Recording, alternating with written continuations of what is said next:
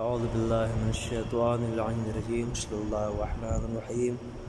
عظمت ماہ رمضان کے عنوان سے کچھ گفتگو پہلے پیش کی گئی۔ آج یہ عرض کرنا ہے کہ اللہ کے کلام میں روزہ کس طریقے سے پیش کیا گیا۔ آئیے سب سے پہلے قرآن مجید کی سورہ بقرہ کی آیت نمبر 183 پڑھتے ہیں، جس میں خداوند عالم فرماتا ہے بسم اللہ الرحمن الرحیم یا ایھا الذین آمنوا کتب علیکم الصیام کما کتب علی الذین من قبلکم لعلکم تتقون۔ اے اہل ایمان، تم پر ہم نے روزہ رکھنا فرض قرار دیا ہے جیسا کہ گزشتہ امتوں پر بھی فرض کیا گیا تھا، اور یہ حکم ہم نے اس لیے دیا ہے تاکہ تم پرہیزگار ہو جاؤ۔ یعنی کہ خداوند عالم نے روزہ ہمارے اوپر اس لیے واجب قرار دیا ہے تاکہ روزے کے ذریعے سے تقویٰ پیدا ہو سکے۔ اس کے بعد خداوند عالم نے قرآن مجید میں دوسری جگہ ارشاد فرمایا روزے سے مدد حاصل کرنے کے حوالے سے کہ یا ایھا الذین آمنوا استعینوا بالصبر والصلاۃ ان اللہ مع الصابرین۔ اے اہل ایمان، اپنے کاموں میں صبر و تحمل سے کام اور ذکر خدا کرو، نماز پڑھو کہ اللہ تعالیٰ صابروں کو دوست رکھتا ہے۔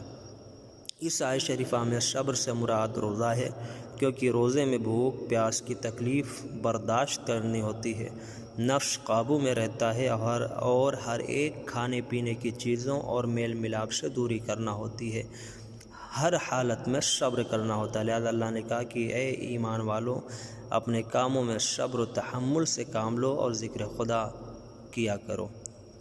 تو یہاں صبر سے مراد روزہ ہے۔ اب آئیے ماہ مبارک رمضان کی عظمت کیا ہے۔ ماہ مبارک رمضان میں قرآن نازل ہوا، چنانچہ اس سلسلے میں اللہ تعالیٰ ارشاد فرماتا ہے کہ شہر رمضان الذی انزل فیہ القرآن ھدی للناس وبینات من الھدی والفرقان، کہ ماہ مبارک رمضان ہی یہ وہ مہینہ ہے کہ جس کے اندر قرآن نازل کیا گیا لوگوں کی ہدایت کے لیے۔ تو 12 عربی کے مہینوں میں سے یہ ایک ایسا مہینہ ہے کہ جس کا تذکرہ قرآن مجید میں کیا گیا، جس کا نام قرآن مجید میں لیا گیا۔ تو ماہ مبارک رمضان میں قرآن کریم نازل ہوا، یہ انسانوں کی ہدایت کے لیے آیا ہے، اور اس میں ہدایت کی روشن دلیلیں موجود ہیں اور حق کو باطل سے الگ کرتا ہے۔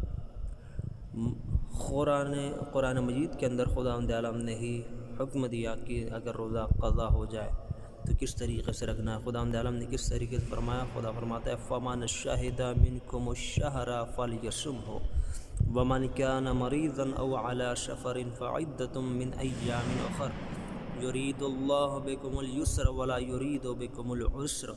پس جس کسی کی زندگی میں رمضان کا مہینہ آ جائے تو اسے لازم ہے کہ روزہ لازمی طور سے رکھے، اور جو شخص بیمار ہو یا حالت سفر میں ہو تو اسے روزہ رکھنا معاف ہے، اور ان روزوں کے بدلے دوسرے مہینوں میں روزے رکھے، کیونکہ اللہ تعالیٰ نے تم کو یہ آسانی دی ہے اور کوئی مشکل نہیں دی ہے۔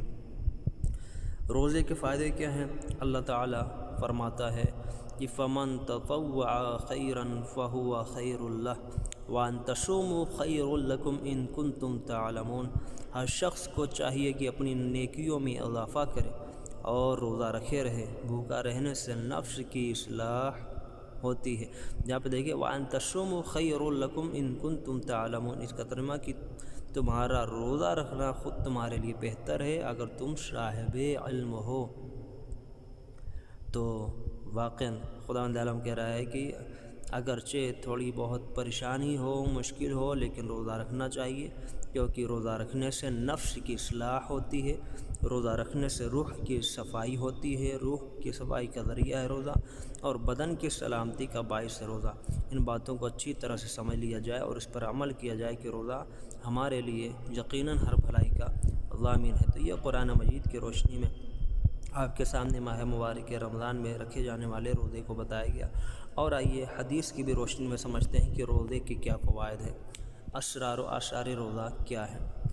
روزہ پیغمبر کریم صلی اللہ علیہ وآلہ وسلم ارشاد فرماتے ہیں کہ الصوم جنۃ من النار، روزہ جہنم کی آگ سے نجات دلانے والا ہے۔ گویا بندے گنہگار اور جہنم کے بیچ روزہ ڈھال بن جاتا ہے۔ اور روزہ کیا ہے؟ پیغمبر کریم صلی اللہ علیہ وآلہ وسلم ارشاد فرماتے ہیں علیک بالصوم فإنہ قربۃ الی اللہ ولیس شیء اطیب عند اللہ من ریح فم الصائم۔ ہر انسان پر واجب و لازم ہے کہ روزہ رکھے، کیونکہ روزے کے ذریعے سے اللہ تعالیٰ سے قربت حاصل ہوتی ہے، اور روزے دار کے منہ کی بو اللہ تعالیٰ کو بے حد پسند ہے۔ آپ دیکھیں ماہ مبارک رمضان کے لیے خدا تعالیٰ نے پیغمبر کریم نے کیا فرمایا کہ روزے دار کے منہ کی بو اللہ تعالیٰ کو بے حد پسند ہے۔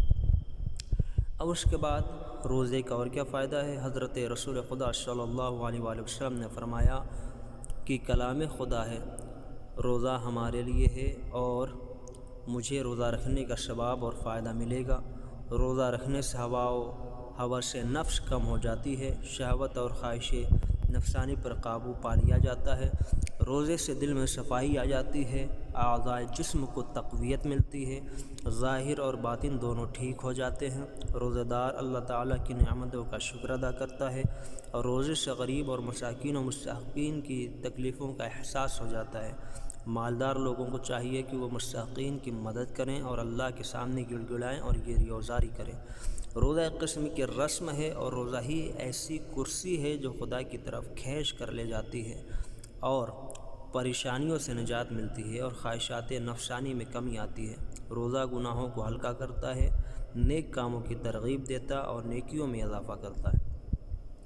روزہ رکھنے کی مبارکباد کے حوالے سے آئیے سنتے ہیں۔ پیغمبر کریم صلی اللہ علیہ وآلہ وسلم حضرت اسامہ بن زید سے کہتے ہیں کہ تم کو جنت کی بشارت ہو، اگرچہ اب تک دور بھی رہے ہو مگر آئندہ مستقبل میں مبارک ہو۔ تو اسامہ نے پوچھا کہ آسان ترین عمل نیکی میں کون سا ہے؟ تو رسول خدا صلی اللہ علیہ وسلم نے فرمایا کہ گرمیوں میں روزے رکھنا اور خواہشات نفسانی پر قابو رکھنا اور حرام کاموں سے دور رہنا۔ اے اسامہ، یہ روزہ رکھنا تمہارے لیے دوزخ سے بچنے کی ایک ڈھال اور سپر ہے، اور اگر روزے کی حالت میں اگر تم بھوکے اور روزے کی حالت میں تم مر گئے تو تم خدا سے نزدیک تر ہو جاؤ گے۔ حضرت امام جعفر صادق علیہ السلام فرماتے ہیں کہ حضرت رسول خدا صلی اللہ علیہ وآلہ وسلم نے فرمایا ہے کہ روزہ رکھنا آتش جہنم سے نجات ہے، روزے دار آفات دنیا سے بچے گا اور عذاب آخرت سے نجات ملے گی۔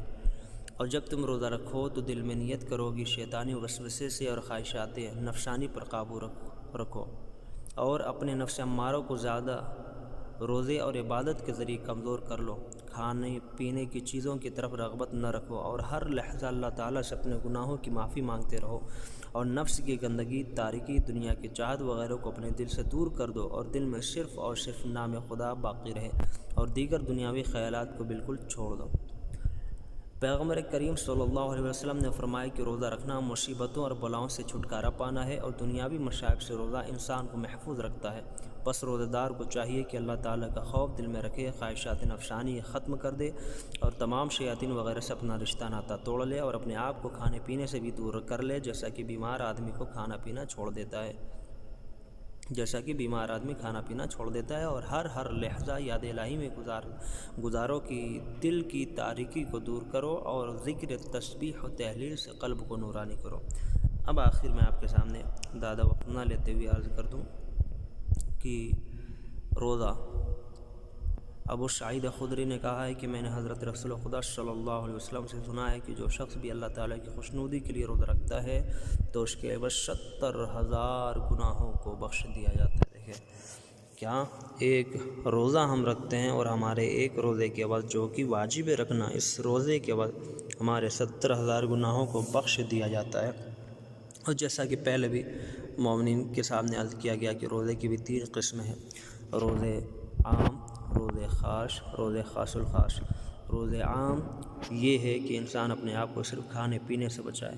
روزے خاص یہ ہے کہ انسان کا تمام بدن، تمام پورا کا پورا جسم، اعضاء و جوارح بھوک اور پیاس کے ساتھ ساتھ تمام پورا بدن اور اعضاء و جوارح بھی روزے سے ہو، یعنی کہ آنکھیں حرام نگاہ نہ کریں، کان غیبت نہ سنیں، زبان غیبت نہ کرے، زبان سے گالی نہ نکلے، پیر غلط کاموں کی طرف نہ جائیں، یہ روزے خاص ہیں۔ اور ایک روزہ ہوتا ہے روزے خاص الخاص۔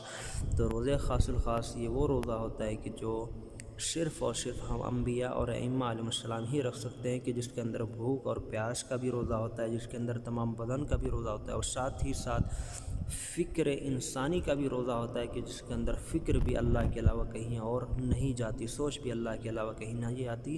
اسے روزے خاص الخاص کہا جاتا ہے، جو انبیاء اور ائمہ علیہ السلام کا روزہ ہوا کرتا ہے۔ اور آخر میں عرض کر دیں، جو ابھی احادیث کی روشنی میں روزے کے فوائد پیش کیے گئے کہ 70,000 گناہ معاف ہو جاتے ہیں، جہنم کے لیے صفر ہے، وغیرہ وغیرہ۔ دنیاوی اعتبار سے بھی روزے کا فائدہ یہ ہے کہ انسان کا شکم ٹھیک ہوتا ہے، انسان کا پیٹ صحیح رہتا ہے، اور یہ تمام ڈاکٹرس ہی کہتے ہیں کہ اگر انسان کا پیٹ صحیح ہو تو بدن میں کوئی بھی بیماری نہیں لگ سکتی، کیونکہ اکثر اور زیادہ تر بیماریوں کی جڑ پیٹ ہوا کرتا ہے۔ لہذا ماہ مبارک رمضان میں جو خداوند عالم نے روزہ رکھا، اس سے ہمارے جسمانی فائدہ بھی ہے ہمارا، اور روحانی فائدہ بھی ہے۔ لہذا ہم کوشش کریں کہ روزہ رکھتے ہوئے اللہ کی زیادہ سے زیادہ عبادت۔ السلام علیکم ورحمۃ اللہ وبرکاتہ۔